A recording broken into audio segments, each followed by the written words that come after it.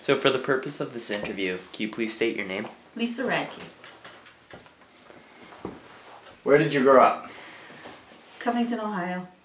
Describe your life before entering the military. Small town, small high school, 70 kids in my graduating class, farmland. Not much going on, boring. What did you want to do when you grew up? I wanted to be a police officer. What age did you enlist? I was 17 when I enlisted. Why did you enlist in the Navy? There was really nothing else for me. What was your parents' reaction to your decision to enlist? My parents didn't know I enlisted until I graduated boot camp. And then they showed up and congratulated me. How did the military change your life? The military not only gave me a job, but gave me structure and training, which I wouldn't have been able to access if I had not enlisted.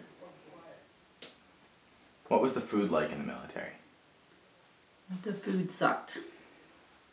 You had powdered eggs that you never knew if the cook spit in them or not, depending on what mood he was in.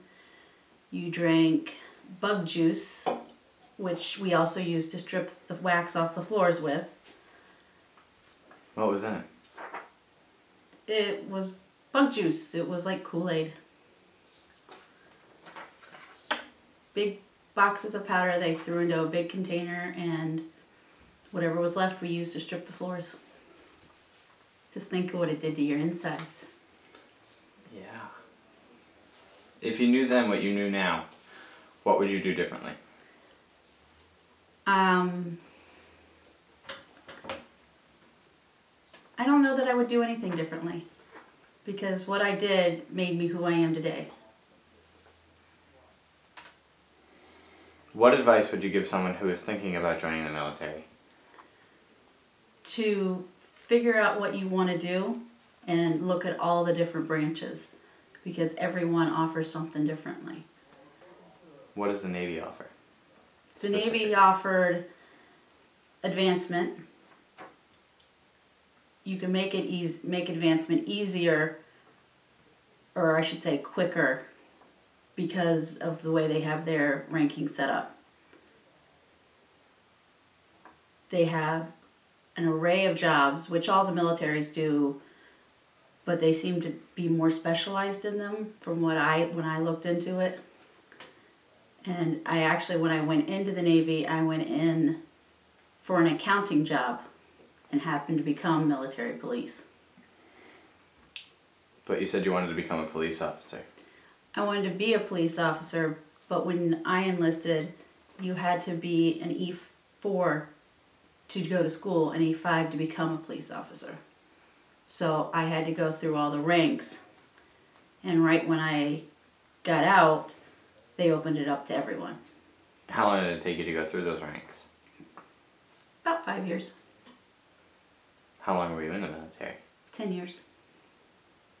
So you're a military police for 5 years. Yes.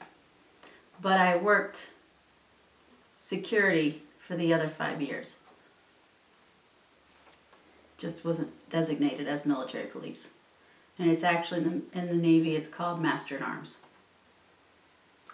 Where were you? Like what base? I was stationed in Norfolk, Virginia for 10 years. So the same base, you didn't switch? No, I was on 2 different bases. I was on a small security base for 3 years. That's where most of the commands for like war or anything that they send out to ships to do, that's the base that was on. Very small base, wasn't even a quarter mile long. And then I went to the main naval station and was on a submarine tender for 3 years.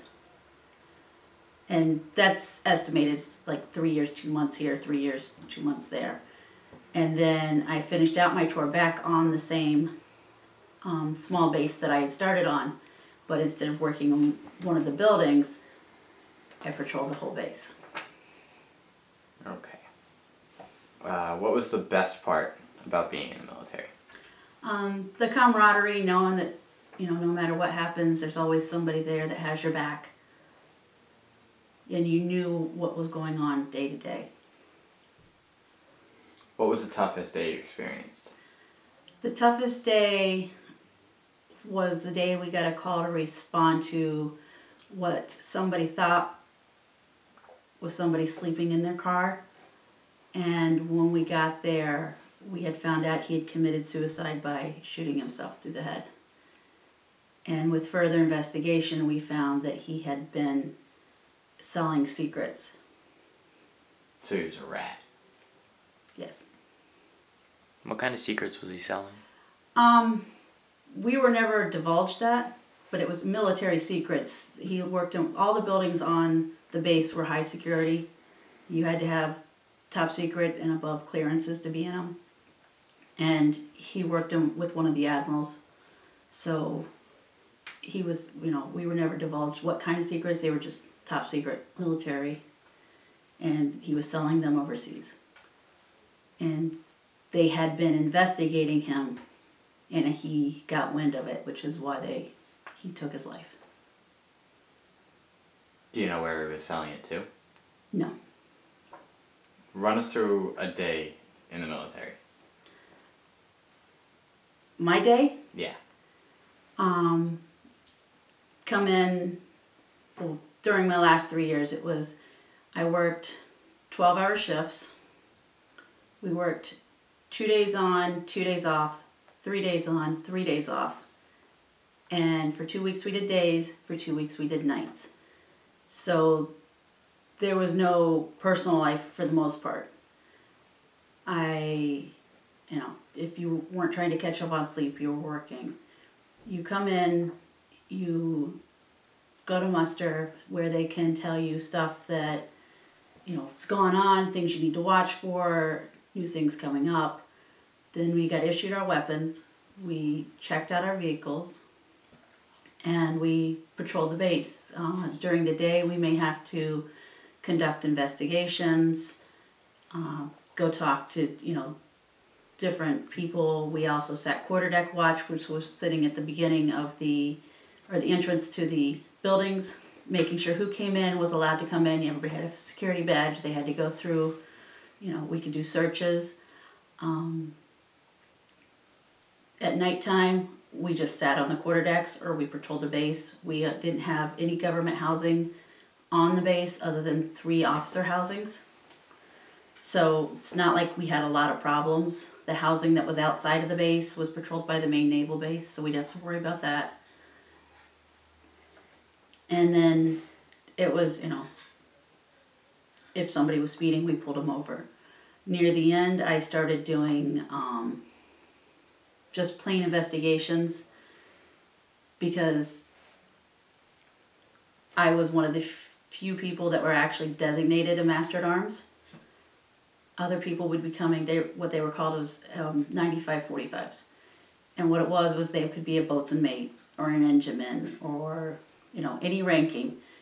But they didn't really have a job when they were on shore duty. There was nothing, everything that they were supposed to do was on a ship. So to get shore duty, they had to find other jobs. So that's what they were trained to do. Some of them came and got, extra training in being a police officer, but they weren't rated as that. So we worked with training them. But then when I started doing investigations, I did stuff like urinalysis. We would pick one of the several commands on base, pick a social security number that ended, say, in 0, and everybody that had that social security number ending in 0 had to show up and participate in it. We went through uniform inspections on people. We searched vehicles. We, basic stuff that the normal police do, but just a little bit more too. We did drug runs through the barracks to make sure nobody was keeping anything illegal in there, not only drug runs, but weapons and stuff like that. Did you ever find anything? No. So it was a fairly clean base. It was it was a small base. We had 4 barracks. One was totally a Marine barracks. And even though the Marines had been taken off the gates, they were still on the base. And then we had 2 male barracks and 1 female barracks. And just, we never found anything. It was, you know, most of the people that were there had to have top security clearance or above, so they kept their nose pretty clean because they didn't want to lose that. How many people were there? It was about the same as a small town, so about 5,000.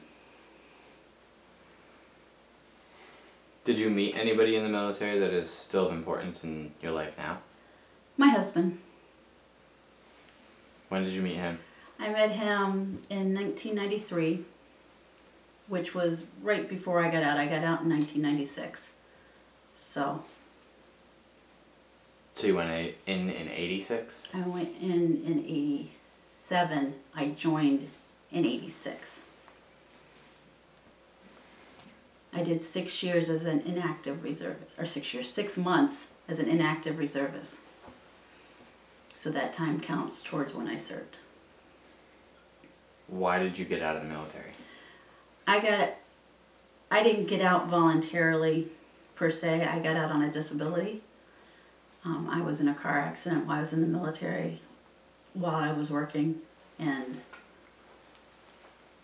ended up messing up my back and my neck, and they had said that I couldn't carry a weapon anymore, but they would, you know, if I wanted to, they would figure out how to keep me at a desk job for the next 10 years so that I could get my retirement.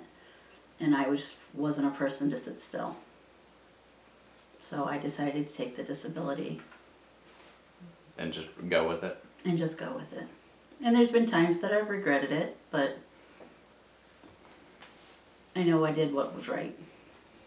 What did the disability offer when you got out of the military? Well, it took about 2 years to get it all done. But I ended up they paid for me to go to school. They paid for my associates, my bachelor's, and my master's. And by the time I got my master's, my back had gotten worse, so they considered me unemployable. So I can't work, I can't hold a job. Between issues with my back, and I have migraines as well that started in the military with this, I can't hold a job long enough to sustain it, so they basically give me a higher disability because of that. And now that it's been over 10 years that I've been out, it's considered permanent and total.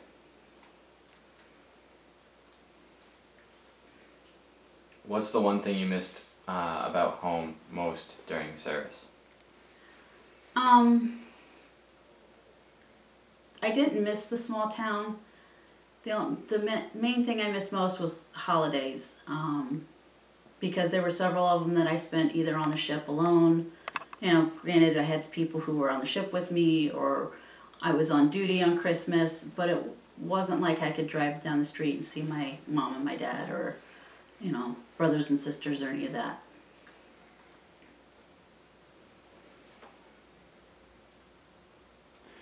If you could go back in time, what was the one thing that you would change?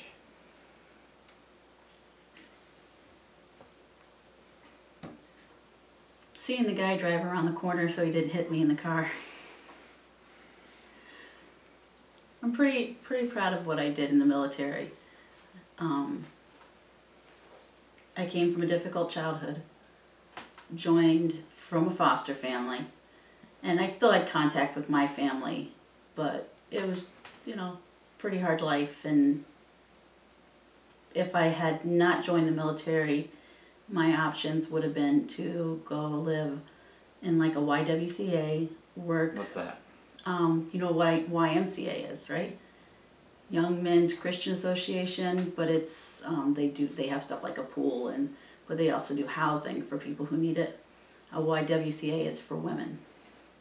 And basically, it would, you know, where they have the men's one, women aren't allowed in there, and they have the women's one, men aren't allowed in. But that's, in Ohio, that was like the only option for people who I'd basically have been homeless. I couldn't move back home. And I would have been working a, you know, minimum wage job with no training. And if it wasn't for my foster mom, I wouldn't have even gotten my degree, because at 18 they wanted to kick me out, which was the beginning of my senior year. Which is